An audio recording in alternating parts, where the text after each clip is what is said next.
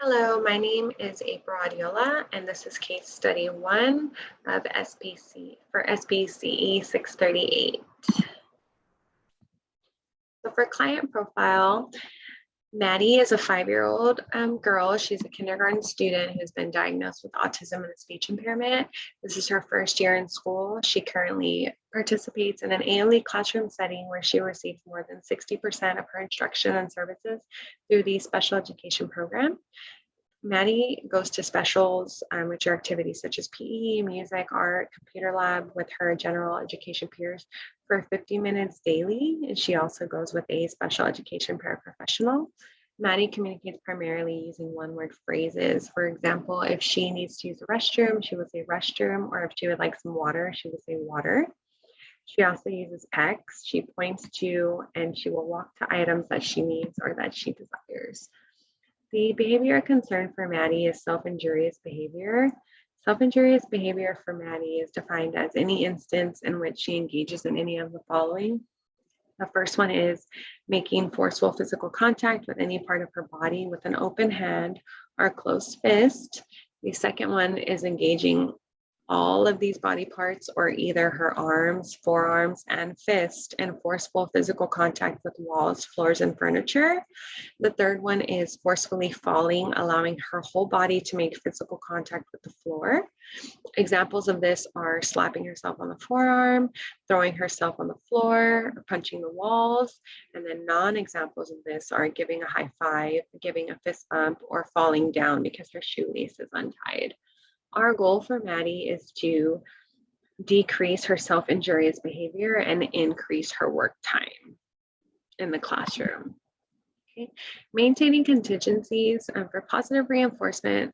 We believe that the positive reinforcement that has led maybe to some of this problem behavior is gaining access to preferred items such as sensory fidgets and toys, and gaining access to preferred areas such as the classroom couch and the classroom chill zone. And negative reinforcement, escaping independent work time, undesired work tasks, and to escape teacher demands or directives.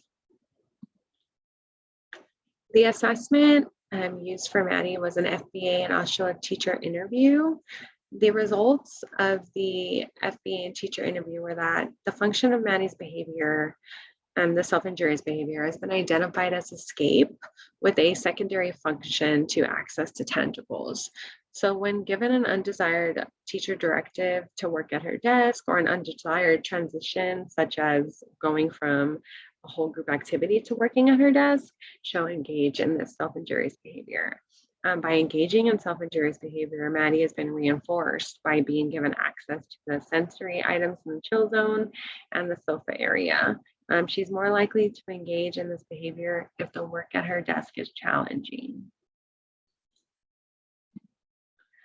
The interventions put in place for Maddie were the teach model, a first then chart, a visual schedule, a timer, and positive reinforcement.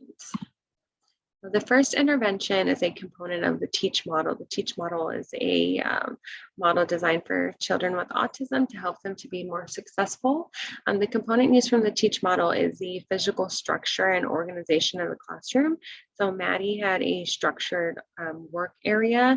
This was her desk. So she has a 1, 2, 3 work system. So her desk has visuals here of the 1, 2, 3 on it to guide her while she's working number 1, number 2, and number 3. So first she completes number 1, then she completes number 2, and then she moves on to number 3. Something that was key while Maddie was working at her desk is varying the lengths and the types of work tasks for her. If she immediately saw that there were 3 very challenging work tasks on her desk, she would engage in the behavior.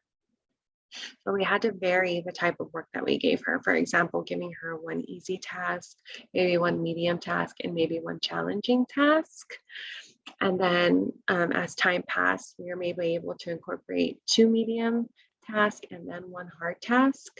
But it was extremely important to keep in mind the type of work task that we were giving her. The next intervention used was the first then chart. The first then chart was used when Maddie was working at her desk to show her right when we prompted her, Maddie, it's time for work time. We would show her immediately, Madeline, first we're going to work, then you get to go to the couch, or then you get to go to the sensory area. And she was given choices, and almost 100% of the time, pretty much 100% of the time, she picked either the couch or the chill zone.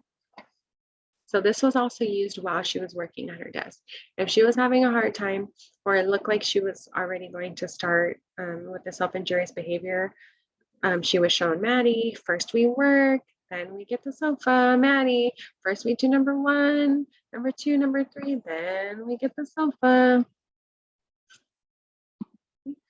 The next interventions used for her were a visual schedule and also a personal timer.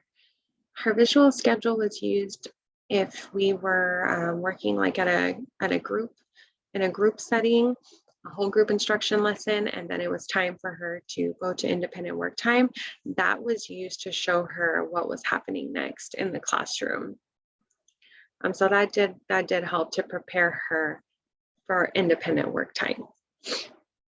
Also, she had a personal timer. Her personal timer was used in the intervention to prepare her for the next activity. So if she had completed her 1, 2, 3, and then she was on her choice time on this classroom sofa or in the chill zone, her timer would have how much amount of time was left for her to work, so that when her timer go off, she knew that it was time to transition to the next activity. The next intervention used for her was a token economy. While Maddie is working at her desk, when she would complete number 1, she would move up 1 star. When she would complete number 2, she would move up 2 stars. When she would complete number 3, she would move up 3 stars. And she already had her visual on her token economy chart of where she wanted to go. So we would pair that with her first then, knowing that she picked that was where she wanted to go. And she also had a lot of verbal praise and a lot of hugs and high fives, just tons of motivation and encouragement for her to keep working, especially when we would see that she was going to start to get upset maybe, or start to engage in the behavior. It's like, no, way to go, Maddie. You're doing such a great job. You only have 1 more task. Let's keep going. And that also was a huge motivator for her. For schedules of reinforcement and motivating operations, Maddie is on a continuous schedule of reinforcement, FR3, for completing her work task and getting access to the desired items and areas, which means once she completed those rounds of work, 1, 2, and 3, she gained access to those desired items and areas. The future goal for Maddie is to move to an intermittent schedule of reinforcement. The motivating operations that we considered were establishing operation, which was the use of the sensory toys areas as a reinforcement. It was important to consider satiation of the reinforcer. We didn't want Maddie to have access to those areas a lot of times during the day. So that was something, to keep in mind. Also, we also considered CMOS. Maddie did pair the sensory toys areas with completing her 3 work tasks. So when she saw the sensory items in the areas, it actually motivated her to want to work. Okay.